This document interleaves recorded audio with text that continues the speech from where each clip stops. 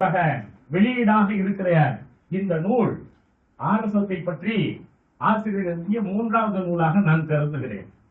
எப்படி நாம் தந்தை பெரியாரியம் என்கிற ஒன்றை தனி இயலாக வகைப்படுத்துகிறோமோ அந்த வகையில ஒரு திராவிட இயல் மாணவன் என்ற முறையில ஆசிரியரியம் அல்லது வீரமணியம் என்கிற ஒன்றை நாம் பகுத்து பார்க்கிற போது அவர் எழுதியிருக்கக்கூடிய பல நூல்கள் இந்த நூல்ல கூட குறிப்பிட்டிருக்கிறார்கள். எப்படி இந்த காமராஜர் கொலைபேட்டி சரித்திரம் 1967 இருந்து இன்னும் பல நூல்கள் ஆசிரியர் வெளியிட்டு இருக்கிறார். 1983 கூட ஆர்எஸ்எஸும் காங்கிரஸ் பேர் இயக்கமோ அப்படிங்கிற அந்த நூல் வெளிவந்த போது அந்த நூல்ல ரொம்ப நுட்பமா எப்படி அவர்களுக்கு இந்த சகோதரத்துவம், சமத்துவம், இந்த சுதந்திரம், இந்த சாதியம், இந்த தீண்டாமை இதிலே எல்லாம் அவர்களுக்கு எந்த விதமான எதுவும் இல்லை இந்த ஆர்எஸ்எஸ் காரர்களுக்கு என்பது ரொம்ப நுட்பமாக விளக்கியிருப்பார். அப்போ ஆசிரியரை பொறுத்தவரை இந்த ஆர்எஸ்எஸ் தோன்றிய தன்மை அது எப்படி இந்த சனாதனத்தை அல்லது இந்த இந்துத்துவத்தை அல்லது இவர்கள் நிலைநிறுத்துகிற இந்த தீண்டாமை கோட்பாட்டை, அடுக்கு நிலை தீண்டாமையை வலியுறுத்துகிற ஒரு அமைப்பு என்பதை காலந்தோறும் அவர் சுட்டி காட்டுவார். நான் ஏன் அந்த காங்கிரஸ் பேர் இயக்கமும் ஆர்எஸ்எஸ் நூலை சுட்டி காட்டுகிறேன் என்றால், அன்றைக்கு தலைவராக இருந்த தேஷ்முக் போன்றவர்கள் பிஜேபியை விட்டு காங்கிரஸை ஆதரிக்கிறார்கள். அன்றைக்கு இந்திரா காந்தியை ஆதரிக்கிறார்கள், அடுத்து ராஜீவ் காந்தி ஆதரிக்கிறார்கள். அன்றைக்கு ஆர்எஸ்எஸ் பிஜேபியை கைவிட்டு இருந்தது. அதை எழுதுகிறார் ஆசிரியர். இன்றைக்கு இவர்கள் இந்த பிஜேபியை கைவிட்டு விட்டு காங்கிரஸை ஆதரிக்கிறார்கள். இது எத்தனை நாளைக்கு நிலைக்கும் என்று தெரியவில்லை என்று 1983 ஆசிரியர் அவர்கள் எழுதியத நாம கிட்டத்தட்ட இன்றைக்கு 50 ஆண்டுகள் கழித்து இன்றைக்கு கண்ணாலை பார்க்கிறோம் நண்பர்களே. ஆசிரியருடைய பார்வை 50 ஆண்டுகளாக அப்படியே இருக்கிறது. இந்த காங்கிரஸ் எல்லாம் அவர்களுக்கு முக்கியமில்லை, பிஜேபி தான் அவர்களுடைய அடிப்படை அரசியல் இயக்கம். இப்போது காலத்துக்காக ஆதரிக்கிறார்கள். எதற்காக? அவரை கேட்டு விடை எழுதுற நாமெல்லாம் இன்றைக்கு பல மதங்களை ஆதரிக்கிற விவேகானந்தன் இவர்கள் கட்டமைக்கிறார்களே, அவர் எப்படி இந்து மத வெறியாக, இஸ்லாமிய கிறிஸ்துவ மத எதிர்ப்பாளராக இருந்திருக்கிறார். அவரை இவர்கள் ஆதரித்து விவேகானந்தர் நாள், இளைஞர் நாள் என்று அன்றைக்கு ராஜீவ் காந்தி அறிவிக்கிறார். அப்பதான் ஆசிரியர் எழுதுகிறார், இதற்காகத்தான் இவர்கள் இந்த காங்கிரஸை ஆதரிக்கிறார்கள். ஜெர்மனியில கொல்லப்படுகிற பசுக்களை அந்நிய செலாவணி செய்து மீட்டு கொண்டு வர வேண்டும் என்று ஒரு சட்டம் போடப்படுகிறது. அதற்காகத்தான் இந்த ஆர்எஸ்எஸ் பிஜேபியை விட்டுவிட்டு காங்கிரஸை ஆதரிக்கிறது. நண்பர்களே, நாம் கொஞ்சம் உன்னிப்பாக கவனிக்கிறோம். ஆசிரியர் அவர்களுடைய பார்வை இருக்கிறதே எவ்வளவு நுட்பமான பார்வை. அன்றைக்கு பாடத்திட்டத்தில் சிபிஎஸ்இல ராஜீவ் காந்தி அவர்கள் இந்த இந்து மத வெறியை பற்றிய பாடங்களை எழுதுகிறார். இவற்றை எல்லாம் பட்டியலிட்டு விட்டுவிட்டு இவர்கள் இந்த யூனிட்டரி ஸ்டேட் என்கிறார்களே, அருமையாக நம்முடைய ஆசிரியர் குறிப்பிட்டாரே, ஒரே மதம், ஒரே மொழி, சமஸ்கிருதம், இந்த நாட்டுல ஒரே நாடு, இங்க ஒரே பண்பாடு என்றெல்லாம். நீங்க பஞ்சாப் நாட்டுல அதான் ஆசிரியர் சொல்றார், போல்வாக்கர் சொல்வார், இந்த நாட்டுல ஒரு வெள்ளக்காரன் தான், அந்த வெள்ளக்காரன் இங்க திராவிடம் இருக்குது அப்படின்னு ஒரு பொய் கதையை சொன்னா அதை நம்பிக்கிட்டு தமிழ் பண்பாடும் தமிழ் இலக்கியமும் இதெல்லாம் இந்த இந்து மதத்துக்கு அதுக்கும் தொடர்புள்ள என்று இவர்கள் சொல்லுகிறார்கள். 1967 கோல்வாக்கர் அவர்கள் எழுதியது ஆசிரியர் இங்கே சுட்டி காட்டுகிறார் இந்த நூல்ல. நண்பர்களே, பிறகு அவர் எடுத்து காட்டுகிறார் வரிசையா எப்படி இந்த திராவிடங்கிற சொல் வடநூலை எப்படி இருந்தது, திராவிட சிந்தி எப்படி வந்தது, திராவிடங்கிற நாட்டு பேர் எங்கெங்கே இருந்தது. நண்பர்களே, வெள்ளைக்காரர்கள் வருவதற்கு முன்னாலே இங்க இந்த திராவிடங்கிற சொல்ல ஏன் நீங்க நம்முடைய தாழ்வுகள் திராவிட ஒப்பிலக்கணம் எழுதுவதற்கு 150 ஆண்டுகளுக்கு முன்னாலேயே வீரமாமுனிவர் திராவிடங்கிற நாட்டை பற்றி எழுதுகிறார், மொழியை பற்றி பேசுகிறார். நுட்பமாக நாம் கவனிக்கிறோம். அப்போ இந்த நாட்டுல அந்த காலகட்டத்திலேருந்து நிறைய இந்த சொல்லாட்சி இருக்கிறது. அது மட்டுமில்லை நண்பர்களே, சித்தர்களுடைய பாடல்களை பாத்தீங்கன்னா, நான் இப்ப சமீபத்தில் ஒரு நிறுவனத்தில் போய் ஒரு 10 நாள் வகுப்படுத்தேன். எவ்வளவு அவர்கள் இந்த வேதத்தை எதிர்க்கிறார்கள், இந்த தீண்டாமையை எதிர்க்கிறார்கள், சாதிகளை எதிர்க்கிறார்கள். காலந்தோறும் தமிழ் மண் தீண்டாமையையும் அடுக்குநிலை சாதியத்தையும் உருவ வழிபாட்டையும் அதற்கென்று ஒரு தனி ஆன்மீகத்தை வைத்துக் கொண்டு எதிர்த்து கொண்டிருந்தது. இவற்றையெல்லாம் ஆசிரியர் அவர்கள் சுட்டி காட்டிவிட்டு இங்க இவர்கள் இந்த RSS காரர்கள் நீங்க அவருடைய பஞ்சாப் நாட்டிலிருந்து பல நூறு சான்றுகள் இங்கே கொடுக்கப்படுகின்றன. கொடுத்து அவர் நுட்பமாக இந்த நூல்ல அவர் தந்திருக்கக்கூடிய பாங்கு இருக்கிறதே நாம் மிக நுணுக்கமாக இந்த RSS கவனிக்கிறோம் நண்பர்களே. ஏற்கனவே பழைய நூல்கள்ல அவர்களுடைய இந்த ட்ரோஜன் தன்மை ரொம்ப ஆசிரியர் குறிப்பிட்டார். இன்னைக்கெல்லாம் கணினியில ஒருத்தன் இன்னொருத்தருடைய இணையதளத்துல புகுத்து அங்க வைரஸை பரப்பி அந்த அழித்து விட்டால் அதையும் ட்ரோஜன் என்கிறார்கள். அப்ப ட்ரோஜன் என்பது ஒரு தீய சக்தி, ஒரு அழிவு சக்தி, அடுத்தவருடைய இணையதளத்துல புகுந்து அழிக்கிற சக்தி என்கிற பொருள் இன்னைக்கு அகராதியிலே வளர்ந்து இருக்கிறது. அதெல்லாம் மனதில் வைத்துக் கொண்டுதான் ஆசிரியர் இந்த நூலை எழுதுகிற ஒரு போக்க நம்ம கவனிக்கிறோம் நண்பர்களே. ஆமா, இந்து தர்மம் வருடம் ஜாதி காக்கும் அமைப்பு ரொம்ப நுட்பமான சிந்தனையை தந்திருக்கிறார் நண்பர்களே.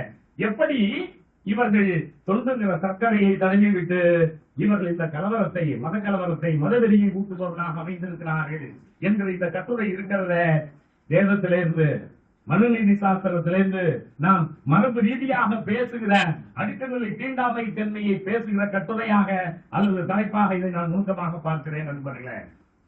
ஹிந்து ஒற்றுமை என்று இவர்கள் பேசுகிறார்களே, அவருடைய நோக்கம் பார்ப்பன ஆதிக்க நோக்கம் தான் அவருடைய நோக்கமாக இருக்கிறது. பெற்றோர்களை எல்லாம் மூளைக்கிழமை செய்கிறார்கள். நாங்கள் உங்கள் பிள்ளைகளுக்கு உடற்பயிற்சி தருகிறோம், உங்கள் பிள்ளைகளுக்கு நாங்கள் மற்ற பயிற்சிகளை தருகிறோம், ஒழுக்கமாக இருக்க வைக்கிறோம் என்றெல்லாம் இவர்கள் பொய்யை பேசிவிட்டு அங்கே இவர்கள் மத வெறுப்பு பிரச்சாரத்தை, அவருடைய நோக்கம் பிற்பட்டவர்களுக்கு எதிரான சமூகத்தை உருவாக்கணும், பட்டியலினத்துக்கு எதிரான சமூகத்தை உருவாக்கணும், பழங்குடியினருக்கு எதிரான சமூகத்தை ஆசிரியர் புள்ளி வளர்க்கப்படுகிறார். இதுவரையும் RSSல யாராவது ஒரு பிற்பட்டவரோ யாராவது ஒரு பழங்குடியினரோ ஒரு பட்டியலினத்தவரோ தலைவராக இருந்திருக்கிறார்களா? நீங்க 100 பேர் இருந்தா 2 OBC இருப்பார்கள், ஒரே ஒரு SC இருப்பார், பழங்குடியினர் சுத்தமாக இருக்க மாட்டார்கள். இதுதான் RSS. அவர் தருகிற பட்டியல் இது ஒளியும் இருந்த தலைவர்கள், அதுல இருந்த பொறுப்பாளர்கள். இன்னும் கூட நண்பர்களே, இந்த 13 தலைப்புகள்ல நான் மிகச்சிறந்த தலைப்பாக ஒன்றை பார்க்கிறேன் நண்பர்களே. அவர் இந்த ஒவ்வொன்றிலேயும் நாம் வியக்கத்த இந்த செய்திகளை தருவதாக இருக்கிறது. ஏன் இந்த பாரதிய பிரதிநிதித்துவ சபா அப்படிங்கிற ஒண்ணுதான் அவங்களுடைய தலைமை அமைப்பு. அந்த தலைமை அமைப்புல 28 பேர் பார்ப்பனர்கள் தலைவர்கள். அந்த செயற்குழுல பணியாட்கள் 5 பேர், மற்ற ஜாதிக்காரர்கள் 3 பேர், சூத்திரர்கள் 2 பேர். சுத்தமா பழங்குடியினர் ஒருத்தர் கூட இல்ல என்று RSS தலைமை அமைப்புல இருப்பவர்கள் எல்லாம் இவர் 10 பேராக 8 பேராக தந்து காலத்துக்கு ஏற்ப எப்படி இவர்கள் தங்களை மாற்றிக் கொள்கிறார்கள், எப்படி இடத்திற்கேற்ப இவர்கள் மாறுகிறார்கள் அப்படிங்கிறதை சுட்டி காட்டுறாங்க. குஜராத்ல இடஒதுக்கீடு 80களில் கொடுக்கப்பட்ட போது பெரிய கலவரம் இருக்கிறது. RSS தான் அந்த கலவரத்தை முன்னெடுத்து நடத்துகிறது. அப்போதெல்லாம் RSS தான் இருக்கிறார் நரேந்திர மோடி, இன்றைய பிரதமர். அதை பல இடங்களில் சுட்டி காட்டுகிறார். நரேந்திர மோடி இன்றைய பிரதமர், அன்றைக்கு RSSல பெரிய ஆளாக இருந்தவர். நீங்க அவர் குஜராத்ல முதல்வராக இருந்த போது கூட, ஏன் முதல்வராக இருப்பதற்கு முன்னாலே பல பொறுப்புகள் இருந்த போது கூட மண்டல் கமிஷன் வந்த போது இது OBCகளுக்கானது 27 விழுக்காடு இடஒதுக்கீடு தர வேண்டும் என்று என்றைக்காவது ஒரு அறிக்கை தந்திருப்பாரா? ஒரு போராட்டத்துல கலந்திருப்பாரா? அப்போ இந்த நரேந்திர மோடி அன்றைக்கெல்லாம் OBCங்கிற உணர்வே அவருக்கு இல்லை என்பது மட்டுமில்லை நண்பர்களே, மோடி என்கிற சாதியே இந்த பிற்பட்டோர் பட்டியலில் இல்ல. அழகா ஆசிரியர் சான்றுகளோடு தருகிறார். அப்போ இவர்கள் என்றைக்கு அவரை பிரதமருக்கு நிலைய தேர்தலை கொண்டு வந்து நிறுத்துகிறார்களோ அன்றைக்கு இவர் நானும் OBC தான் என்கிறார். அப்போ அதற்கு முன்னால் நடந்த போராட்டங்கள், அதற்கு முன்னால் இடஒதுக்கீடு இந்த OBCக்கான எதற்கும் இவர்கள் உடன்படுவதில்லை. காரணம் RSS என்பது இடஒதுக்கீடுக்கு எதிரானது. ரொம்ப தெளிவாகவே பஞ்சாப் ஸ்டாட்ல கோல்வாக்கர் குறிப்பிடுகிறார், கெட்கேவர் குறிப்பிடுகிறார். இவர்கள் எல்லாம் இந்த 4 வருட முறை என்பது இருக்கிறதே, அது கடவுள் கொடுத்தது. கடவுள் கொடுத்த அந்த 4 முறை இருக்கிறதே அருமையான தொழில் அமைப்பு முறை என்றெல்லாம் இவர்கள் பேசி எழுதி தருகிற போது பின்னாலே நம்முடைய டாக்டர் அம்பேத்கர் போன்றவர்கள் இது 4 விதமான தொழில் முறை இல்லை, தொழிலாளர்களை 4ஆக பிரிக்கிற முறை. இது தொழிலாளர்களை 4ஆக பாடுபடுத்தி it's not a division of labour, it is a division of labour. அப்ப தொழிலாளர்களை 4ஆக பிரிக்கிற முறை என்று டாக்டர் அம்பேத்கர் குறிப்பிடுகிறார் என்பதை நாம் பார்க்கிறோம் நண்பர்களே. களத்துல நாம பார்க்கிறோம். சாதாரணமா ஊர்ல 28கள்ல 2 மரக்கா கூலி எடுத்தப்ப 2.5 மரக்கா 2 படி தான் கூடுதலா கேட்டான் நெல்லு. அப்போ ஊரே 2ஆக நின்றது. எல்லோரும் கூலிகள். அங்க பட்டியல் இனத்தவர்களுக்கும் அங்க பிற்பட்டவர்களும் வந்து 2 எதிரணியில் நின்றுட்டு அந்த பட்டியல் இனத்த தொழிலாளிகளை இந்த எதிரினத்தவர்களுடைய பிற்பட்ட தொழிலாளிகள். நான் அப்போதுதான் டாக்டர் அம்பேத்கரை நினைத்தேன். It's not a division of labour, it is a division of labourer. இது தொழில் 4 விதமான தொழில் முறைகளை தொழிலாளர்களே 4ஆக பாகுபடுத்தி நிரந்தரமாக பிரித்து வைப்பது. இத ஆசிரியர் இங்க குறிப்பிடுகிற போது நாம் மிக நுட்பமாக இருக்கிறோம் நண்பர்களே. நல்லா எழுதுற 25 காலத்துல தான் சுயமரியாதை இயக்கம் வந்துச்சு, அப்பதான் கம்யூனிஸ்ட் இயக்கம் வந்துச்சு, அப்பதான் இந்த RSS வந்துச்சு. ஆனால் கம்யூனிஸ்ட் இயக்கம் தனது கொள்கை இன்னது வெளிப்படையாக செயல்படுகிறது. திராவிட இயக்கம் தன்னுடைய கொள்கை என்று வெளிப்படையாக செயல்படுகிறது. ஆனால் இந்த RSS இன்று வரை உறுப்பினர் யார் என்று தெரியாது, அடையாள அட்டை இல்லை, யார் என்ன பொறுப்பில் இருக்காரு என்று எவருக்கும் தெரியாது. ஆமா, எந்த விதமான இதுவும் கிடையாது, பெண்கள் இல்லை. ஆமா, சூத்திரர்கள் அங்க ரொம்ப நாளா இல்ல, 80 வரையிலும் 83 வரையிலும் சூத்திரர்களுக்கோ பஞ்சவர்களுக்கோ அந்த RSS இயக்கத்துல உறுப்பினர் ஆகிறதுக்கு தகுதி இல்லை. அப்போ இப்படியெல்லாம் இவர்கள் வந்து தங்களை வந்து எப்படி கட்டமைக்கிறார்கள் அப்படிங்கறத நம்ம பார்க்கணும். அப்ப இவங்களுடைய நோக்கம் என்பதே இந்த 4 வர்ண முறையை பாதுகாப்பது. விடாமல் நீங்க கோல்வார்க்கரா இருந்தாலும், தேவரசா இருந்தாலும், மோகன் பகவதா இருந்தாலும், இவர்கள் எல்லாம் இப்படித்தான் நண்பர்களே இந்த இயக்கத்தை கட்டமைத்து வளர்த்து கொண்டிருக்கிறார்கள். அப்ப இடஒதுக்கீடு என்பது இவர்களுக்கு ஆகாதது. 6-7 மக்கள் கோட் பண்றாரு. மோகன் பகவத் பேட்டி கேட்கிறாங்க, நீங்க இடஒதுக்கீடு பத்தி என்ன நினைக்கிறீங்க? இந்து மதத்துக்குள்ளே சாதி வேறுபாடு இருக்கு, அதை பத்தி நீங்க என்ன பண்ணுங்க தேவரசு கிட்ட கேட்டது. கோல்வாக்கத்தையும் கேட்கிறாங்க. இத அப்பெல்லாம் அவங்க அப்படியே மெழுகி, இது கடவுளால் உருவாக்கப்பட்டது, இதனால் வந்து ஒரு பிரச்சனையும் வராது, அது தானாக சரியாகிவிடும். எது தானாக சரியாகிவிடும்? சாதியின்மை என்பது தானாக சரியாகிவிடும், வர்ணாசிரம முறை என்பது தானாக சரியாகிவிடும். அப்போ இவர்கள் மறுப்பதான பதிலை தருகிறார்களே தவிர அவர்களுக்கு எந்த ஒரு கொள்கை இருக்கிறதா? சாதியை ஒழிப்பது எங்களுடைய கொள்கை, தீண்டாமையை ஒழிப்பது எங்களுடைய கொள்கை, பட்டியலின பழங்குடியின மக்களுடைய வாழ்வை உயர்த்தியது எங்களுடைய கொள்கை என்று எங்காவது ஒரு அறிக்கையிலோ ஒரு தீர்மானத்திலோ எங்கேயாவது இவர்கள் சுட்டி காட்டுகிறார்களா? சுட்டி காட்டி இருக்கிறார்களா? ஏனென்றால் இந்த RSS என்கிற இயக்கம் என்பது மறைந்து மறைந்து இருக்கும். அங்கு கலவரத்தை தூண்டிவிடும். கிட்டத்தட்ட 40க்கும் மேற்பட்ட கலவரங்கள், அவர்கள் வெடிகுண்டு வெடித்த நிகழ்வுகள், இவற்றையெல்லாம் சுட்டி காட்டிவிட்டு இவர்கள் வெடிகுண்டு வைக்கிற தீவிரவாதிகள், அறிஞர்களை தபோல்கர் போன்ற அறிஞர்களை கொலை செய்கிற கொலைகாரர்கள். கேட்டால் அவர் RSS உறுப்பினரே இல்லம்பாங்க. அப்போ நீங்க வந்து நாகராம் கோட்சே உட்பட இவர் RSS காரர் இல்லை என இவர்கள் உதவுவதற்கு காரணம் அங்க மெம்பர்ஷிப் கிடையாது, எந்த விதமான ஆவணமும் அவர்கள் வைப்பதில்லை. அது கூட ஒரு நல்ல ஒரு தொண்டர், ஒரு பட்டியல் என்ற தொண்டருடைய பேட்டி ஒண்ணு 5வது தலைப்புல கொடுத்திருக்காரு. அவர் வந்து மாவட்ட பொறுப்புல இருக்காரு, மாநில பொறுப்புல இருக்காரு, ராஜஸ்தான்ல பல்வேறு நிகழ்ச்சிகளை கலந்துக்கிறாரு.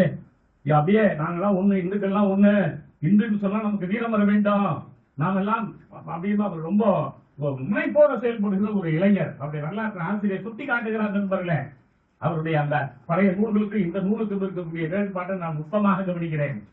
2003 ரொம்ப தீவிரமா, 91ல அந்த அஸ்தி வருகிறது, அந்த ட்ரெயின்ல அரிசி எடுத்துக்கொண்டு ஊர் ஊரா வணக்கம் செலுத்துறாங்க ராஜஸ்தான்ல. இந்த பையன் போய் முன்னால தண்ணி எல்லாம் செய்யறான், 10 ஆண்டுகள் அந்த இயக்கத்தில் இருக்கிறான்.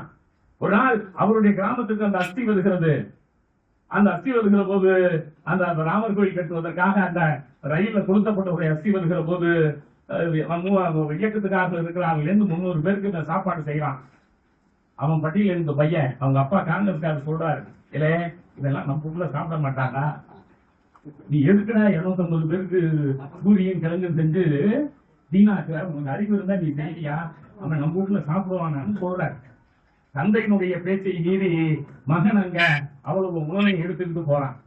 அவங்க மாவட்ட தலைவர் சாயங்காலம் சாப்பிடலாங்கிற சூழல் வரப்ப கூப்பிடுறாரு. கூப்பிட்டு நீங்க என்ன திறந்தாலும் பட்டியலினத்தவர் வீட்டுல இங்க வந்து இருக்கக்கூடிய புரடிகள் இங்க வந்து இருக்கக்கூடிய காவி உடை அணிந்து இருக்கக்கூடிய நம்முடைய சாமியார்கள் எல்லாம் சாப்பிட மாட்டாங்க. அதனால நீங்க கோச்சிக்காம ஒண்ணு செய்யணும், எல்லாத்தையும் பொட்டலம் போட்டு வைங்க. நம்ம அடுத்த கூட்டத்துல போய் வேற தாலிக்காரங்க சமைச்ச மாதிரி அதை கொடுத்துடுவோம் அப்படின்னு சொல்றாங்க. சரிங்க, இவனும் எல்லா பொட்டலத்தையும் போட்டு 250 பொட்டலம் போட்டு பூரியையும் இதையும் போட்டு கார்ல ஏற்றி வைக்கிறான். இவனுக்கு ரொம்ப வேண்டிய நண்பனும் அந்த கார்ல போறான். ஆனா ஒரு பிராமி நண்பன். அப்ப எல்லாத்தையும் இறக்கி வச்சிருந்தி, அப்பா இறக்கி வச்சாச்சா, சாப்பிட்டாச்சா அப்படின்னு ரொம்ப பிரியமா இவன் கேட்கறான். அவன் சொல்றான், அப்படி இல்ல, போகும்போது பாதையில 250 பொட்டலம் பூரியையும் 250 பொட்டலம் பூரி கிழங்கையும் தூக்கி வாய்க்கால கொட்டிட்டு போயிட்டோம். ஏன்னா ஒரு தலித் வீட்டில் ஆரம்பத்தில் சாகா செய்கிற பார்ப்பனர்களோ அங்கு இருக்கக்கூடிய பணியார்களோ அங்கு சும்மா அப்ப அந்த ஒரு 250 பேர்ல வந்து 3 பேரை நம்ம தான் ஓபிசி. இவர்கள் எல்லாம் வந்து என்ன செய்ய மாட்டார்கள், உங்கள் வீட்டுல சமைத்த சாப்பாடை சாப்பிட மாட்டார்கள் அப்படின்னு எங்களால நம்ப முடியல. நீ போய் சொல்ற, ஏன் இயக்கம்? நான் உயிரை கொடுக்கறதுக்காக போன இயக்கம். என்னுடைய இயக்கத்துக்காரர்கள் என்னோட தோழர்களாக இத்தனை ஆண்டுகள் என்னோடு இருந்தவர்கள் எப்படி என் வீட்டில் உண்ணாமல் இருப்பார்கள்? நான் நம்ப முடியாதுன்னு திரும்ப அவனை வண்டியில ஏற்றிட்டு போய் அந்த பொட்டலம்லாம் அங்க கிடக்கிறத பார்த்த பிறகு இவனுக்கு என்னுடைய உடலில் இருக்கக்கூடிய குருதி அனைத்தும் அமிலமாக மாறியது.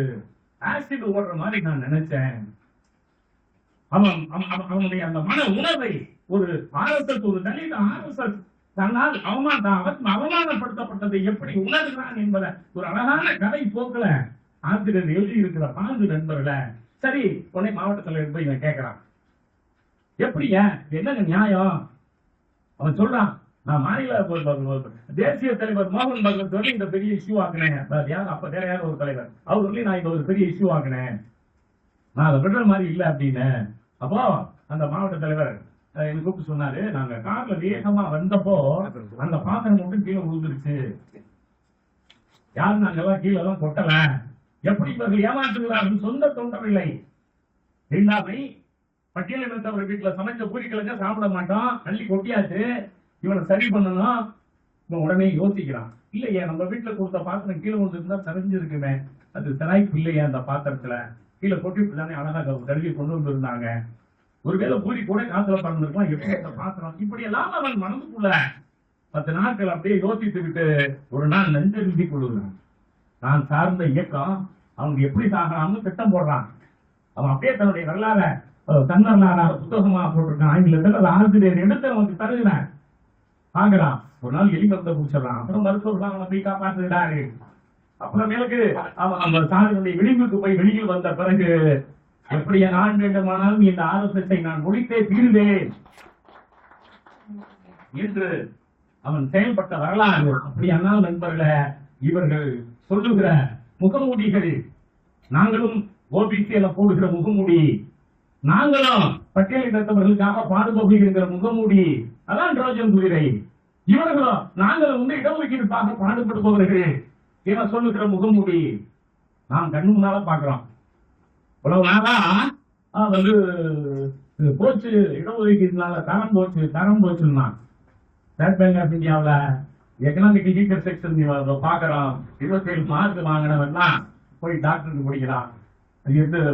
பேங்க் எம்ப்ளாய் ஆகிட்டான் SBIல. SC கூட 72 வாங்குறான். பிசி எம்பிசி எல்லாம் 90 மேல வாங்குறான். அப்ப நண்பர்களே, ஒரு சமூகத்துல இவர்கள் தங்களை அறிவாளி என்று கூறிக்கொண்டிருந்தவர்கள் இடஒதுக்கீட்டினாலே வந்து எல்லாம் போச்சு, இடஒதுக்கீட்டினாலே தரம் போய்விட்டது, தகுதி போய்விட்டது என்று பேசியவர்கள் இப்ப வாயையும் எதையும் மூடி கொண்டிருக்கிறார்கள். ஸ்டேட் பேங்க்ல தகுதி போய்விட்டது, ஸ்டேட் பேங்க்ல திறமை போய்விட்டது, 27 மார்க்ல ஈடுபீடுக்கு வேலை கிடைக்கிறது, அவன் 90 வாங்கினவன் ஓபிசியும் எஸ்சியும் போயிட்டு இருக்கான் என்கிற போது நண்பர்களே, இவர்கள் தகுதி திறமையை பற்றி பேசியது எல்லாமே ஏமாற்றுறது. தங்களுக்கு வந்த பிறகு என்ன பண்ண மாட்டான், தகுதி திறமையை பற்றி பேசுவது இல்லை. அப்போ இவர்கள் எந்த அளவு வந்து மோசடிக்காரர்கள் என்பதெல்லாம் நம்ம ஆசிரியருடைய இந்த நூலுடைய ஒரு பகுதிகளையும் ஸ்வதர்மம் என்கிற இந்த ஜாதி தர்மம் இருக்கிறதே, அதுதான் ரொம்ப அடிப்படையானது. ஆமா, இவருடைய கருத்துக்கள் எல்லாம் ரொம்ப நல்ல ஆசிரியர். ஒரு பெண்ணும் ஒரு சூதரனும் பாலையோனி பிறந்தவர்கள் என்பதை பற்றி எல்லாம் பேசுகிறார். இந்த நூல்ல நண்பர்கள the RSS and making of deep nation என்று ஒரு பெரிய அறிஞர் தினேஷ் நாராயணன் அறிஞர் எழுதியிருக்கிறார். அதிலே ஒரு 100க்கும் மேற்பட்ட மேற்கோள்களை காண்கிறார். எப்படி இவர்கள் அந்த RSS காரனை சரி பண்ணுகிறார்கள். ஆனா ஒரு இடத்துல கோல்வார்த்தை சொல்ற இடஒதுக்கீடு என்பது நாம் ஏற்கனவே தந்திருக்க வேண்டும், கொடுக்கல. அவங்க ஆத்தகத்தோடு இருக்காங்க. அவர்களுடைய ஆத்தகத்தை தூண்டிவிட்டால் நாடு அழிந்து விடும். ஆகையினால உயர்ஜாதிகாரர்களாகிய RSS நாம் பொறுமை காக்க வேண்டும். பாதிக்கப்பட்டவங்களுடைய கோபத்தை நாம் புரிந்து கொள்ள வேண்டும். சமூகம் கதைய ஒரு RSS கேட்கிறார். கோல்வார்க்கர் நேரா கேட்கிறேன், இந்த மாதிரி சமூகம் சொன்னது என்னங்க நியாயம், என்ன விதத்துல நியாயம் அது? அப்போ ஒரு சூத்திரன் வேள்வி செய்தால், அவர் சூத்திரன் இந்திர நோக்கி வணங்கினால் அகிலகாலத்துல குழந்தைகள் செத்து போகும். அப்ப உடனே ராமர் தலையை வெட்டுவார்னா, அப்ப ராமர் தலையை வெட்டியது அயோக்கியத்தனம் என்ன சொல்லுகிறீர்களா, அல்லது சமூகம் செய்தது தவறு என சொல்லுகிறீர்களா அப்படின்னு நேரடியா ஒரு பெரிய கூட்டத்தை பொதுக்குழு மாதிரி பெரிய அமைப்புல கேட்கிற போது கோல்வார்க்கர் அப்படியே தடுமாறி போய், இல்ல அவன் சூத்திரங்கிறதுனாலதான் ராமன் கொள்ளல, அவன் நேர்மையற்றவனாக இருந்தான். இது இந்த வேத கட்டமைப்பு என்பது உனக்கு இந்த வேலை, உனக்கு இந்த வேலை, இந்த வேலை 4 வருடத்துக்கு வேலையை வகுத்து கொடுத்து இருக்கிறது. இவன் அந்த நேர்மையை இவன் மீறிட்டான், அதனால்தான் ராமர் கொன்றார் என்றெல்லாம் எப்படி இவர்கள் மாய்மாலம் செய்து இந்த புராணங்களை கூட எப்படி இவர்கள் செய்கிறார்கள். அழகா பாகவகதையில அந்த அர்ஜுனன் காட்சியெல்லாம் குருவிடம் வச்சு அவன் சித்தப்பேன் பெரியப்பேன் என் ரத்தத்தை நான் எப்படி கொள்வேன் அப்படிங்கிறப்போ, இல்லை இந்து தர்மம் புனிதமானது, இந்து தர்மம் வலிமையானது, நீ சத்திரிய தர்மத்தை பின்பற்றுபவன், ஒரு சத்திரியன் கூட பிறந்தவனாக இருந்தால் தவறு செய்கிற போது கொலை செய்வதுதான் உன்னுடைய தீரம் என்னெல்லாம் சுட்டி காட்டுகிற தன்மைகள். அதே போல அந்த RSS பயிற்சிகள்ல எப்படி அங்க இந்த சத்திரங்களுக்கு கறி பரிமாறப்படுகிறது, அதே நேரத்துல பார்ப்பனர்களாக இருக்கக்கூடிய அந்த சாகாக்கள்ல அவர்களுக்கு கறி பரிமாறப்படுவதில்லை என்பதையெல்லாம் அந்த இயக்கத்துல மாநில பொறுப்புகள் மாவட்ட பொறுப்புகள்ல 10-20 ஆண்டுகள் இருந்தவர்கள் எழுதி இருக்கக்கூடிய நூல்களில் இருந்து ஆசிரியர் இதை குறிப்பிட்டு தருகிற போது நண்பர்கள் நாம் இருந்து பார்க்கிறோம் இப்படி எல்லாம் RSS என்ன நடக்கிறது. அதனாலதான் இது ஒரு நல்ல அருமையான அலசல். இவர்கள் இந்த சமூகத்தில் ஒரு நஞ்சை கிடைப்பவர்கள். இவர்கள் நஞ்சை கிடைக்கிற போதே இவர்கள் தங்களுடைய கொள்கையிலிருந்து ஒரு எம்மி அளவு கூட 2026 கூட அவர்கள் மாறுவதற்கு தயாராக இல்லை. அப்ப இந்த 4 வருட மதிப்பா அழிக்கப்பட வேண்டும் என்கிற கொள்கை ஒரே ஒரு நாள் அவர்கள் பேசுவார்களா? பேச மாட்டார்கள். சாதி தவறு என அவர்கள் பேசுவார்களா? பேச மாட்டார்கள். சாதி வேணும், அதுதான் புனிதமானது, அதுதான் இந்த சமூகத்தில் நிலைநிறுத்தப்பட வேண்டியது என்றாலே இங்கே சூத்திரன் படிக்க கூடாது. அப்போ இவர்கள் உயர்கல்வி நிறுவனங்கள்ல வந்துவிட்டு கல்வி நிறுவனங்கள் வந்துவிட்டு மீண்டும் அதை செய்ய வேண்டும். அது இன்றைக்கு நாம் மிகவும் யோசிக்க வேண்டிய காலம் நண்பர்களே. தமிழ்நாட்டில் திராவிட இயக்கத்தை நாங்கள் வீழ்த்திவிட்டோம். இன்னைக்கு தமிழக வெற்றிக்கலம் வந்திருக்கிறது, அதுல திராவிடம் இல்லை என்று அவர்கள் பேசுகிற ஒரு காலமாக இருக்கிறது. ஆசிரியர் வீரமணி அவர்கள் கால சூழலை கருதிதான் 21 போட்டதை 26 இன்றைக்கு இந்த RSS சூழ்ச்சியை நாம் முறியடிக்க வேண்டும், அல்லது இன்றைக்கு இருக்கிற இந்த தமிழக வெற்றிக்கலகத்துக்காரர்களாவது இதை புரிந்து கொள்ள வேண்டும். ரொம்ப அடிப்படையான நண்பர்களே. ஏன்னா அங்க எனக்கு தெரிஞ்ச நண்பர்கள் நிறைய இருக்காங்க, யாருக்கும் எதுவுமே தெரியறது இல்லை. ஆமா, வெற்றி பெற்ற உடனே அமைச்சர்களை கூட்டிட்டு போய் ஆசிரியரை பார்த்து வாழ்க்கை வாங்கிக்கிட்டு ஐயாவுடைய நினைவிடத்தில் போய் அஞ்சலி செலுத்தி அவருக்கு மகிழ்ச்சி தருகிறது. இவர்கள் மற்றவர்களுக்கு மாதிரி இல்லை. ஆனால் இவர்களுக்கு RSS என்றால் என்ன, அது என்ன செய்யும், இவர்களுடைய வரலாறு என்ன தெரிந்திருந்தால் 2 பேருக்கு அமைச்சர்கள் இடம் தந்திருப்பார்களா? அமைச்சர்களை 2 பேருக்கு இடம் தந்திருக்க மாட்டார்கள். அப்ப இன்றைய சூழலில் நாம் என்ன செய்ய வேண்டியிருக்கிறது? இப்படியெல்லாம் இவர்கள் செய்கிறார்கள். அவருடைய RSS பற்றி என்கிற நூல், RSSும் காங்கிரசும் என்ற நூலை தவிர இந்த நூல்ல பல்வேறு தனிச்சிறப்புகள் இருக்கின்றன. இந்த நண்பர்கள இவர் அந்த அந்தஸ்தான் நிர்மூல சமிதிங்கிற அந்த நரேந்திர கலைஞர் இருக்காரே, அவருடைய அமைப்புல அவர் உயிரோடு இருந்த போது வெளியிட்ட அறிக்கையை தந்திருக்கிறார். எப்படி நம்முடைய திராவிட இயக்கத்துக்கு மீது குற்றச்சாட்டு வைக்கிறார்களோ அத்தனை குற்றச்சாட்டுகளையும் தகவல் கருதியில் வைக்கிறார். நீங்கள் ஏன் இந்து மதத்தை மட்டும் விமர்சிக்கிறீர்கள், மற்ற மதத்தை விமர்சிப்பதில்லை? அவர் அந்த அறிக்கையில சுட்டி காட்டுகிறார். நாங்கள் மிக தெளிவாக விமர்சிக்கிறோம். இந்த கிறிஸ்தவர்கள் கை முளைக்க வைக்கிறேன், கால் முளைக்க வைக்கிறேன், முறவனை நடக்க வைக்கிறேன் சொல்வதையெல்லாம் நாங்கள் நேரடியாகவே விமர்சிக்கிறோம். எங்களுடைய சகோதரர்களுடைய இந்த இயக்கம் இருக்கிறத எந்த நிலையிலையும் பிற மதங்களுடைய மூட நம்பிக்கைகளை ஏற்பதில்லை. அந்த அந்த அறிக்கை நமக்கு படிக்கிற போது நண்பர்களே, நம் மீது இங்கே எந்தெந்த கேள்விகளை வைக்கிறார்களோ அத்தனையும் அங்கே வடநாட்டில் வைத்திருக்கிறார்கள். இந்த 30 இயக்கங்கள் ஆசிரியர் பட்டியல் போட்டிருக்கார். அந்த 11வது பட்டம் நினைக்கிறேன். இன்றைக்கு என்ன பெயராலே இந்த RSS இயக்குகிறது, எந்த இயக்கம் வெடிகுண்டு தயாரித்து தருகிறது, எந்த இயக்கம் ரகசியமாக பொது இடங்கள்ல வெடிகுண்டை வெடிக்க வைக்கிறது, அதுல யார் முக்கிய பொறுப்புல இருப்பவர், அவர் எந்தெந்த கூட்டங்கள்ல கலந்து கொண்டிருக்கிறார், இந்த RSS எப்படி அவருக்கு பயிற்சி அளித்தது. அப்படியானால் நண்பர்களே, இந்த அறிஞர்களை எல்லாம் இவர்கள் துப்பாக்கி ஏந்தி கொண்டு போய் சுட்டு கொண்டாடுகிறேன், அதெல்லாம் ஆசிரியர் தோல்வி கூட்டாட்டுகிறார். அதனாலதான் இவர்கள் ஒரு தொண்டு, இவர்கள் நாங்கள் பிள்ளைகளுக்கு பயிற்சி தருகிறோம் என்கிற பசு தோலை போர்த்தி கொண்டு இவர்கள் இந்த அறிஞர்களை எல்லாம் கொண்டிருக்கிறார்கள். அந்த அறிஞர்களுடைய வரலாறு, அவர்கள் என்ன நூல் எழுதி இருக்கிறார்கள், அவர் சமூகத்தை என்ன மாதிரியான மாற்று சிந்தனையை முன்வைத்தவர்கள். நண்பர்களே, இந்த நூல் RSS பற்றிய ஒரு பெரிய அலசல். ஐயா அவர்கள் குறிப்பிட்டார்கள், மகாத்மா ஜோதிராவ் பூலே, அம்பேத்கர் இவர்களை எல்லாம் எப்படி இவர்கள் முகமூடியாக அணிந்து கொண்டு ஏமாற்றுகிறார்கள். அப்ப இவர்களுக்கு முகமூடிக்கு அம்பேத்கர் வேண்டும், முகமூடிக்கு மகாத்மா ஜோதிராவ் பூலே இவர்களுக்கு வேண்டும். ஆனால் யாராவது அந்த இயக்கத்துல ஒரு பட்டியலினத்தவர் வீட்டுல போய் இவர்கள் சாப்பிடுவார்களா? சாப்பிடுவதில்லை. இவர்கள் பேசுவார்களே தவிர எந்த ஒரு நிலையிலேயும் ஒரு காலமும் இவர்கள் பட்டியலின முன்னேற்றத்தையோ பழங்குடியினர் முன்னேற்றத்தையோ எல்லாம் அழகா ஆசிரியர் அதையும் பேசியிருக்க. இந்த நூல்ல ஒரு பகுதியில யார் யாருக்கு எத்தனாயிரம் கோடி இவர்கள் அமெரிக்காவிலிருந்து பணத்தை கொண்டு வருகிறார்கள் ஒரு பெரிய பட்டியலை தருகிறார். என்ன பிரிவுகள் அந்த பணத்தை வாங்குகின்றன புள்ளி விவரத்தோட, அரசாங்க புள்ளி விவரத்தோட எடுத்து ஆசிரியர் வெளியிட்டு இருக்கிறார். ஆமா, பல நூல்கள் நரேந்திர கேஜா எழுதிய சோடா ஆர்மி என சொல்லப்படுகிற அந்த தலைப்புல நம்ம பார்க்கிறோம் நண்பர்களே.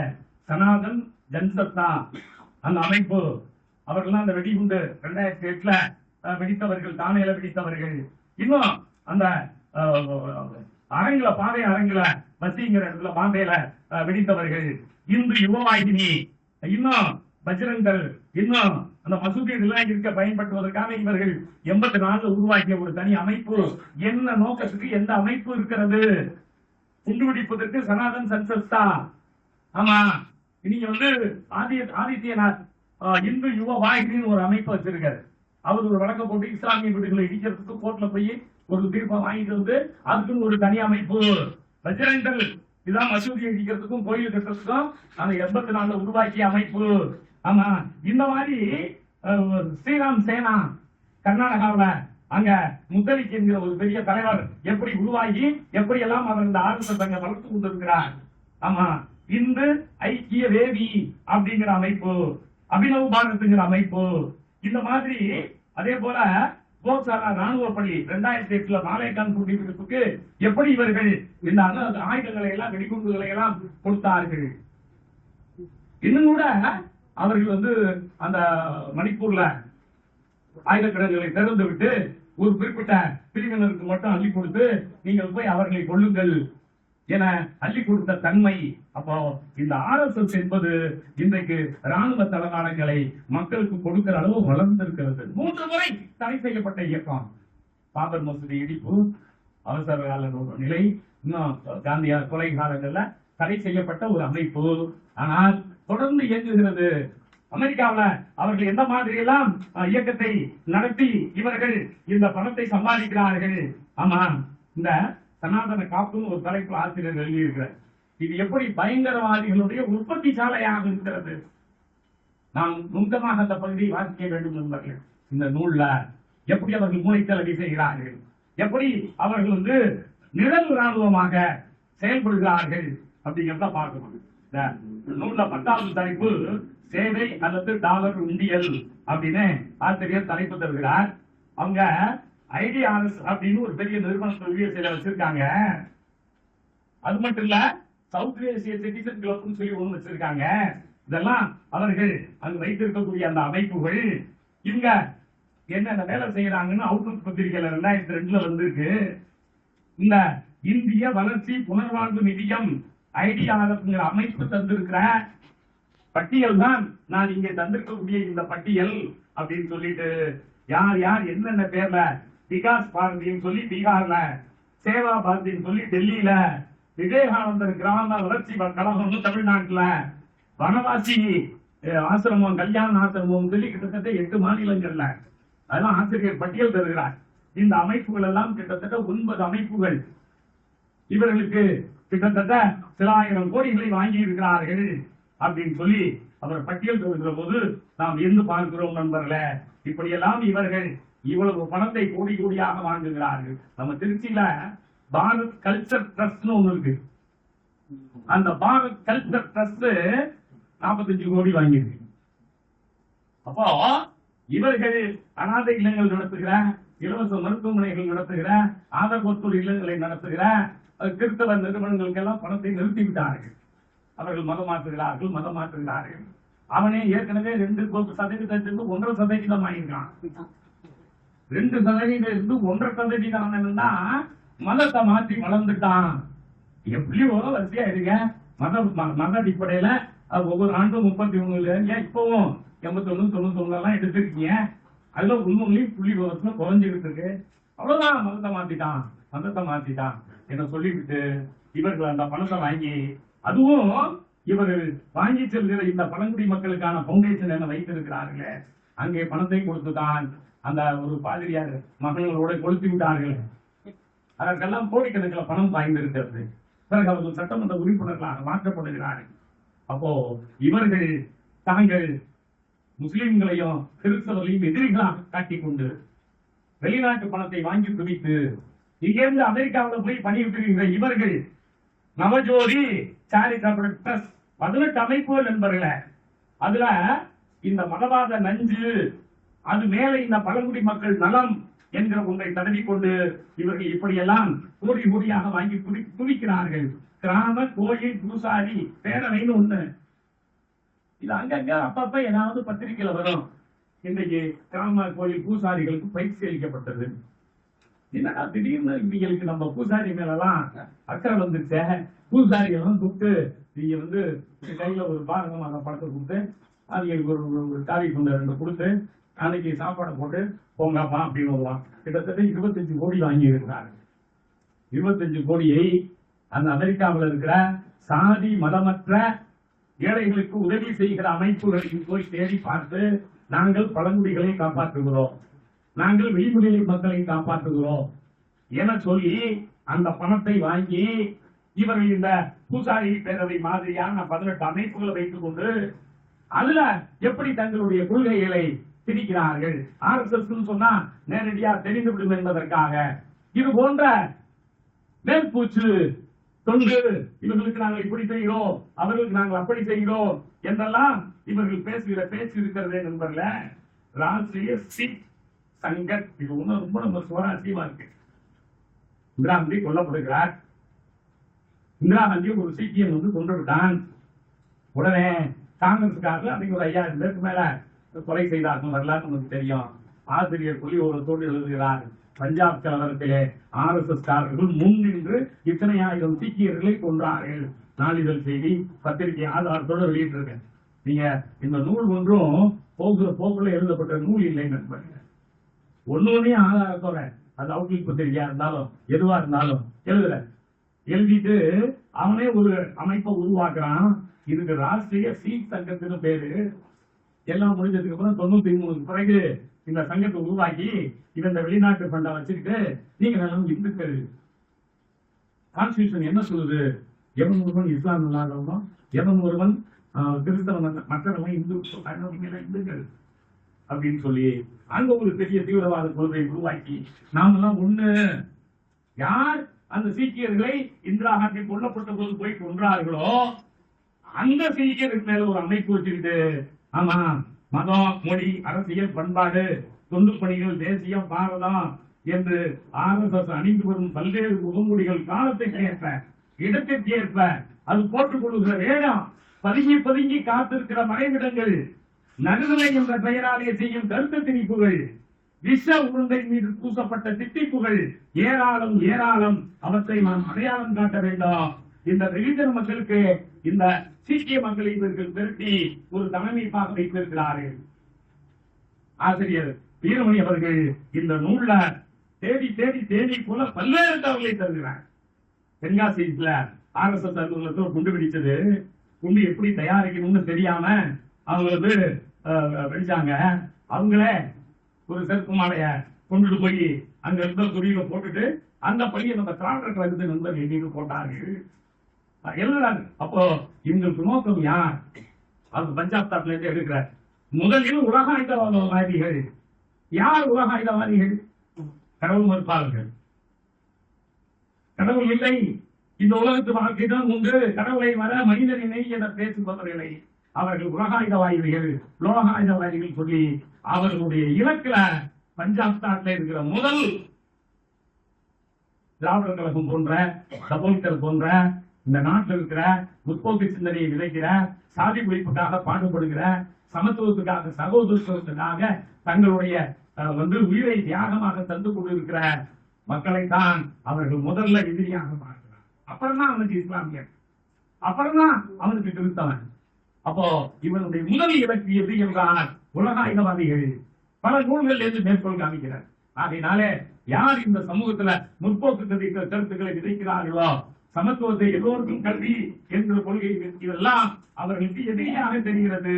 ஏன் எதிரியாக தெரிகிறது? பார்ப்பனம் மட்டும்தான் படிக்க வேண்டும் என்பதை இவர்கள் மீறுகிறார்கள். ஆமா, ஆசிரியர் தேடி தேடி தந்திருக்கிறார். போன்சாலா ராணுவ பள்ளியில ராணுவ மயமாக்கப்படும் சிறுவர்கள், ராணுவ பள்ளியிலே சிறுவர்கள் அழைத்துக் கொண்டு போய் அவர்களுக்கு ராணுவ பயிற்சி கொடுத்து துப்பாக்கிகளை இயக்குவது எப்படி, எப்படி பீரங்கிகளை இயக்குவது, இதை எந்த நாட்டோட போர் புரிய போறான். இங்க இருக்கிற உலகாயுதவாதிகள், இங்க இருக்கக்கூடிய இஸ்லாமியர்கள் கிறிஸ்தவர்களை சுடுவதற்கு என்ன மாதிரி பயிற்சிகளை இவர்கள் தருகிறார்கள் கேட்டால், நாங்கள் உங்கள் பிள்ளைகளுக்கு உடற்பயிற்சி தருகிறோம் அப்படின்னு சொல்லி அபின பாரத்னு ஒரு இயக்கம் இருக்குது.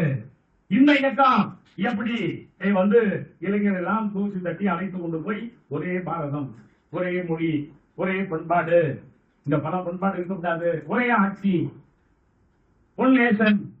அப்ப அதிபருக்கு ஒருத்தர் மட்டும்தான் இருக்கணும். மாநில சுயாட்சி பேசுறவங்க பிரிவினைவாதி. அடிக்கடி இந்த பிஜேபிக்காரன் யாராவது இந்த மாநில உரிமை வேணுங்க, எங்கள்கிட்ட நீங்க இவ்வளவு காசு வாங்கிட்டு 27 காசு கொடுக்குறீங்க, ஒரு வாய்க்கு பிரிவினை பேசுகிறார். அது எப்படி தமிழ்நாடு தனித்து பார்க்கலாம்? இந்தியான்னா 100 காசையும் கொடுத்து பேசாம இருக்கணும். அப்ப நீ அங்க 1 ரூபா கொடுத்தவங்க 3 ரூபா கொடுக்குற கொடுப்பீங்க. அது இந்தியா. நீ 3 ரூபா இல்ல, நீ 100 ரூபா கொடுத்தா கூட அவன் ஒரு காலம் என்ன பண்ண மாட்டான், முன்னேற மாட்டான். ஏன்னா கட்டமைப்புகள் இல்லை. நான் அடிக்கடி சொல்லுவது உண்டு, இந்தியாங்கிறது ஒரு வினோதமான உயிரினம். நம்ம ஊர்ல பள்ளிக்கல்வியத்தில் இருக்கும், பள்ளிக்கல்வியத்துல 10 ஜாஸ்தியே இருப்பாரு. இன்னும் 10 பேருக்கு மேற்பட்ட மாநிலங்கள்ல சிபிஎஸ்இ பள்ளிக்கூடம் மட்டும்தான் பள்ளிக்கல்வித்துறையே ஒண்ணு இருக்காது. மருத்துவ சுகாதார அமைப்புனே ஒண்ணு இருக்காது. அவர் எங்கே சர்வ சிகிச்சா அபியானுக்கு பணம் வாங்க இருந்து பள்ளிக்கூடம் இருந்தாதானே வாங்குவான், மருத்துவ அமைப்பு இருந்தாதானே வாங்க முடியும். அப்படியானால் நண்பர்களே, இந்த சமூகத்துல சமமான வளர்ச்சி, எல்லா மாநிலங்களுக்குமான வளர்ச்சி வளர்ச்சி என்பதே இல்லாமல் இருப்பதற்கு காரணம், இப்ப நம்ம ஊர்ல நெல்லு விளைவிக்கலாம், குடிமை பொருளும் சரி வருது. அப்ப கூட்டுறவுத்துறையில கொண்டு இந்த குடிமை பொருளை ஏற்றிட்டு போய் அதுக்குன்னு ஒரு தனியா அரிசி ஆளை வச்சு அரைச்சு அது அப்படியே அப்படி ஒரு சிஸ்டம் இருக்கணுமே, நெல்லு பிடிக்கிற மையங்கள் இருக்கணுமே, கூட்டுறவுத்துறை அதை செய்யணுமே, அத அப்பதானே அந்த இலவச அரிசியை தர முடியும். அப்படியானால் நண்பர்களே, இந்த தமிழ்நாடு எவ்வளவு தொலைநோக்கோடு ஒவ்வொன்றிலும் சிந்திக்கிறது. மாணவனுக்கு கல்வி கட்டணம் கொடுப்பதாக இருந்தாலும் சரி, 1920 நம்ம நீ பட்டியலின சகோதரன் 10 பேர் சேர்த்தா தாங்க உங்களுக்கு பள்ளிக்கூடத்துக்கு லைசன்ஸ் கிட்டிட்டு யாராக காலத்திலேயே இல்லைன்னா உங்களுக்கு என்ன கிடையாது, பள்ளிக்கூடத்துக்கு உரிமம் கிடையாது. அப்பெல்லாம் உரிமம் தான், உரிமம் கிடையாது. நீங்க இந்த வேலையை வட மாநிலங்கள் செய்திருக்குமே, ஆனால் இங்க இருக்கிற பட்டியலினத்தவர்கள் பழங்குடிகள் முன்னாடி இருப்பீர்களே, ஆனால் நீங்க பழங்குடியினத்தை இந்த கிறிஸ்தவ மிஷனரிகள் சென்ற மாதிரி இந்த ஆதீனங்கள் சைவாதீனமா இருக்கட்டும், வைணவாதீனமா இருக்கட்டும், வைதிக ஆதீனமா இருக்கட்டும், இந்த ஆதீனங்கள் தான் போய் எப்ப நீங்க எல்லாம் படிங்கப்பா, மிசோரத்துல 100 விழுக்காடு படித்தவர்கள் இருக்கிறாருன்னா அங்கு போய் இவர்கள் உருவாக்கிய மிஷனரிகள் உருவாக்கிய பணி அத இந்த ஆதீனங்கள் செய்திருந்தா அவன் மதம் மாறுவானா? இவங்க ரொம்ப வருத்தப்படுறாங்க. இந்த ஆசை காட்டி இவனுக்கு இந்த சாக்லேட்டை கொடுத்து, இவனுக்கு போதுமையை கொடுத்து, அவன் கல்வியை கொடுத்தான், மருத்துவத்தை கொடுத்தான், நமக்கு வாழ்க்கையை கொடுத்தான்னு அவன் மாறினான். அதை புரிந்து கொண்டு நீங்க குன்றக்குடிகளா கொஞ்சம் முயற்சி பண்ணார். 35 கூட்டுறவு அமைப்புகளை உருவாக்கி இந்த ஆதீனமா என்ன திட்டுவான், இப்பவே என்ன வந்து ஆதீனத்தை விட்டு ஓடி போறான், என்ன திட்டிட்டு இருக்கான், நான் ஒரு முயற்சி பண்ணி பாக்குறேன், நான் தோத்து போயிட்டேன்னா ரொம்ப கேவலமாயிடுவேன் எங்க ஆட்கள்கிட்ட அப்படின்னு கொஞ்சம் முயற்சி பண்ணி பார்த்தேன். அப்ப இவன் ஒரு 5000 ஏக்கர் 10,000 ஏக்கர் நிலங்களை வைத்துக் கொண்டு அந்த உருக்க புத்தகைகள் சொல்லிச்சு இந்த வேலையை செய்திருப்பார்களே. ஆனால் இவர்கள் ரொம்ப வருத்தப்படுகிறார்களே, இந்த மதமாற்றம் நடந்து விட்டதே, இந்த மதமாற்றம் நிகழ்ந்து விட்டதே.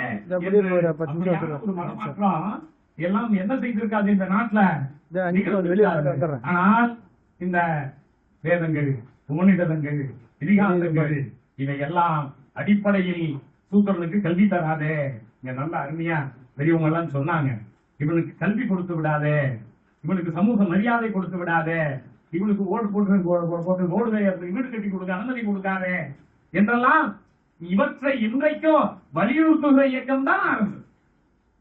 அப்ப இந்த RSS இருக்கிறத இது ஒரு முகமூடியை, அந்த ட்ரோஜன் குதிரை மாதிரி இது வந்து வெளியில துண்டு பயிற்சி என்கிற தன்மைகளை வைத்துக் கொண்டு மற்றபடி அது தன்னுடைய அந்த பழமைவாதத்திலிருந்து கெஞ்சித்தும் ஆசிரியர் தெளிவா கேட்கிறார், ஜாதி அழிக்கப்பட வேண்டும் ஒரே ஒரு இடத்துல ஒரு வழி உண்டா?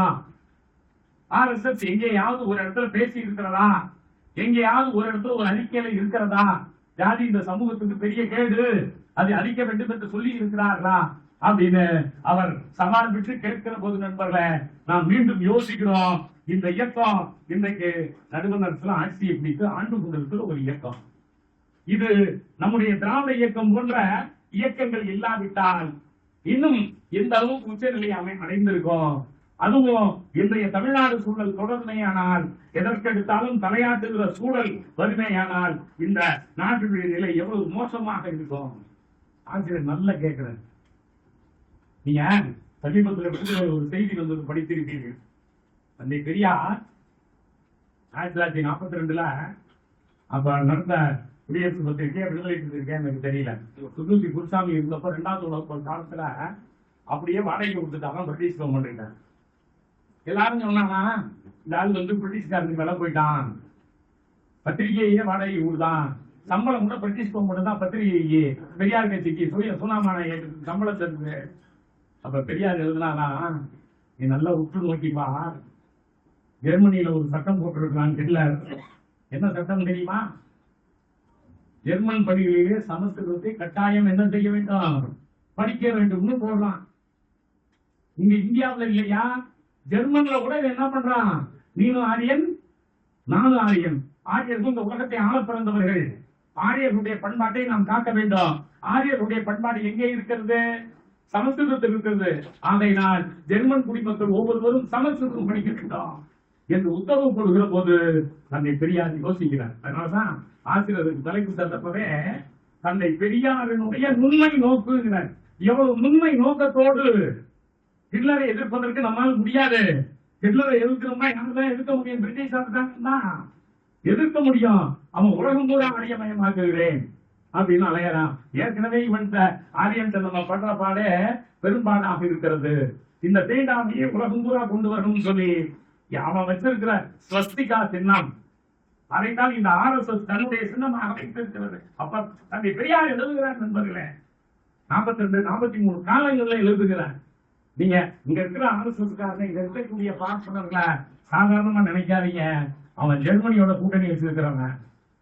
நீங்க பல பேர் நகைச்சுவைக்காக சொல்வார்கள், அங்க 2ஆம் வகுப்புல ஹிட்லர் ஜெயிக்கிறானே ஸ்ரீநகர்லையும் ஸ்ரீரங்கத்திலையும் ஜெர்மன் டியூஷன் சென்டர் நிறைய வந்துச்சான். ஏண்டா ஜெர்மன் டியூஷன் சென்டர் நிறைய வந்துச்சுன்னா உலகத்தை பூரா அவன் ஜெயிச்சிருவான், ஜெர்மன் படிச்சுட்டு தான் நம்ம என்ன பண்ணலாம், உலகம் பூரா வேலைக்கு போயிடலாம்னு சொல்லுவாங்க. அது இவர்கள் அந்த ஜெர்மனி கற்பித்ததனுடைய நோக்கம் நண்பர்ல, அது அந்த இந்தோ ஐரோப்பிய மொழி குடும்பம். அந்த இந்தோ ஐரோப்பிய மொழி குடும்பத்துல ஜெர்மானிய மொழி குடும்பத்துல ஒரு மொழிதான் சமஸ்கிருதம். ஆகையினால சமஸ்கிருதத்துடைய வேர்ச்சொற்களும் ஜெர்மானிய வேர்ச்சொற்களும் ஒன்றாக இருக்கும். நானே இந்த உலகத்தை ஆளப்போகிறோம் என்கிற எண்ணத்தில் இவர்கள் அந்த ஹிட்லரை தலையில தூக்கி வைத்துக் கொண்டு கொண்டாடினார்கள். அதை புரிந்து கொண்டுதான் தந்தை பெரியார் அவர்கள் ரொம்ப நுண்ணோக்கோடு அப்போ புதுசி குருசாமி அவர்கள் போன்றவர்களை எழுத வைத்து பரப்பி இடையிடையே பகுத்தறிவு, இடையிடையே கடவுள் ஒழிப்பு, பிரிட்டிஷ்காரர் நீங்க அதை பண்றத பண்ணிக்கங்க, உங்க விஷயத்துல நான் தலையிடல, நீங்க உலக பொருளை எங்களோடு இருந்தால் போதுமானது. அப்படியானால் நண்பர்களே, தந்தை பெரியாரை பொறுத்தவரை இந்திய நாடு பற்றிய தொலைநோக்கு மட்டுமல்ல, உலகத்தை பற்றிய தொலைநோக்கும் தந்தை பெரியார். இல்லைன்னா இந்த ஆரியர்கள் உலகத்தை அடிமைப்படுத்தி தங்களுடைய புராண இதிகாசங்களை கொண்டு வந்து திணித்து வந்து ஆய்வயப்படுத்தி விடுவார்கள். இன்னைக்கெல்லாம் நம்முடைய அறிஞர்கள் நிறைய ஆய்வுகளை மேற்கொள்கிறார்கள்.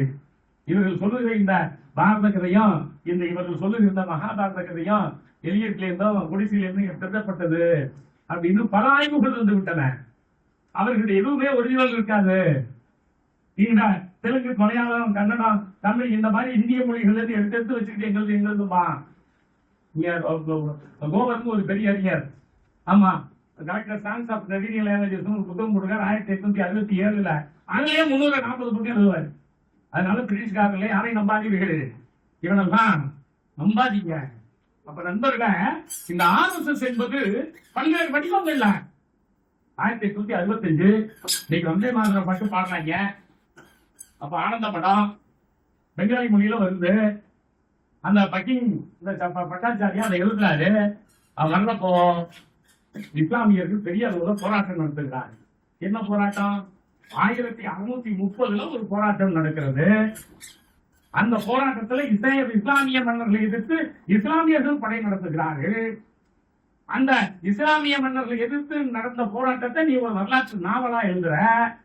நீ வந்து 200 வருஷம் கழிச்சு நாவலா எழுதுறப்ப உண்மையை எழுதுமா எழுதப்படாதா? இஸ்லாமியர்கள் எல்லோரும் அந்த இஸ்லாம் மன்னனை ஆதரித்தது போலவும் 300க்கு மேற்பட்ட இஸ்லாமிய சுதந்திர போராட்ட வீரர்களே அந்த இஸ்லாமிய மன்னனை எதிர்த்தவர்களை மறைத்து விட்டு நீ வந்து பொய்யாக இந்த ஆனந்த மனத்தை எழுதுகிறாய். எனவே ஆனந்த மனத்தை கொளுத்துவோம். நீ ரொம்ப நுட்பமா கவனிக்கணும் நண்பர்களே. இந்த ஆளுக்கு ஜட்ஜா இருந்தவர், ஹைகோர்ட் ஜட்ஜா இருந்தவர். ஒரே ஒரு நாள் சுதந்திர போராட்டத்துக்காக பட்டி இல்லாத ஆளு. அவரை தூக்கி விட்டுக் கொண்டு பிடிப்பார்கள். நீங்க 7 வருஷம் சிறையில் இருந்த காமராசருடைய பிறந்த நாள் கல்வி வளர்ச்சி இந்தியா ஏற்றுக்கொண்டதா? ஒரு நாள் கூட சிறைக்கு போகாத, ஒரு நாள் கூட குண்டடினா என்னன்னு தெரியாத டாக்டர் ராதாகிருஷ்ணனுடைய பிறந்த நாளை என்னதான் வச்சுக்கிறோம், ஆசிரியர் நாள்னு வச்சுக்கிறோம். என்னைக்காவது ஒரே ஒரு நாள் அவருக்கு சிறைக்கு போயிருப்பாரா? அப்போ அவர்களை என்றாலே சோப்பு கம்பளம் விட்டு நீ துணை ஜனாதிபதிவா ஜனாதிபதியாகவா? அவர் வந்து தொடக்கக்கூடிய ஆசிரியர்ல இருந்து ஆந்திராவில் இருந்தாரு, கர்நாடகாவில் இருந்தாரு. இல்லை தமிழ்நாட்டுக்கு அவருக்கு என்ன சம்பந்தம்? எங்க ஊர்ல நாங்க ஏண்டா ஆசிரியர் நாளுக்கு வந்து ஆந்திராக்காரனையும் கர்நாடகத்திலையும் வேலை செஞ்சவங்க நாங்க வச்சுக்கணும்னு என்றைக்காவது நாம் கேள்வி கேட்டதுண்டா? அப்படி அவரை பத்தி பெருமையா எழுதி ரொம்ப உழைத்தால் உயர்ந்தவர், தொடக்கப்பள்ளி ஆசிரியர்ல இருந்து துணைவேந்தராக உயர்ந்தவர் என்று சொல்லி நாடு முழுவதும் டீச்சர்ஸ் டே அப்படின்னு. அப்போ ஒரு நாள் கூட சிறைக்கு போகாமல், ஒரு நாள் கூட விடுதலை போராட்டம்னா என்னன்னு தெரியாத அவருக்கு அந்த பார்ப்பனியம் என்கிற அந்த ஒற்றை வாய்ப்பு மட்டுமே நாடு முழுவதும் ஆசிரியர் நாளாக கொண்ட வாய்ப்பை தருகிறது. ஆனா 7 வருஷம் சிறையில் இருந்த காமராசருடைய பிறந்த நாள கல்வி வளர்ச்சி நாள் கலைஞர் அறிவிச்சதுனால தமிழ்நாட்டில் இருக்கிறதே தவிர அப்ப நாடு முழுவதும் இருக்க வேண்டாமா? இந்தியாவுக்கே வெளிக்காட்டியவர் ராதாகிருஷ்ணன் ஆந்திராவிலேயோ இல்லை பஞ்சாப்ல இருந்தாரா? இல்ல அவர் வந்து வேற எங்கேயாவது வட மாநிலங்கள் இருந்தாரா? 2 மாநிலத்துல வாதியார் இருந்தார். அதெல்லாம் செஞ்ச செய்யறாங்க. இங்க இலவச கல்வி கொடுத்தார். அதுக்காக காமராஜரை நாம் கொண்டாடுகிறோம். அப்ப நண்பர்களே, இந்த பார்ப்பனியம் என்பது தனக்கான வாய்ப்பை உருவாக்குவது மட்டும் இல்ல, ஏமாற்றுவது. வந்தே மாதரம் பாடல் கூட இஸ்லாமியர்களை கொலை செய்ய வேண்டும் என்று எழுதப்பட்ட அந்த பாடல் இருக்கிறதே, அது கூட ஒரு வரலாற்று நாவல்ல திருடி எழுதப்பட்ட வரலாற்று நாவல், உண்மையை மறைத்த வரலாற்று நாவல்.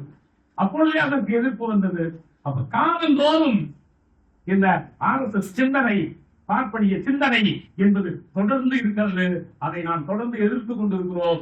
இன்றைக்கு நம்முடைய ஆசிரியர் அவர்கள் அந்த பணியை இங்க மிக சிறப்பாக செய்திருக்கிறார்கள். அதனால்தான் நான் தொடர்ந்து சுட்டிக்காட்டினேன். நானும் ஓபிசி, ஓட்டு வேட்டைக்கு மட்டும். அப்புறம் முன்னாடியும் கிடையாது, பின்னாடியும் கிடையாது.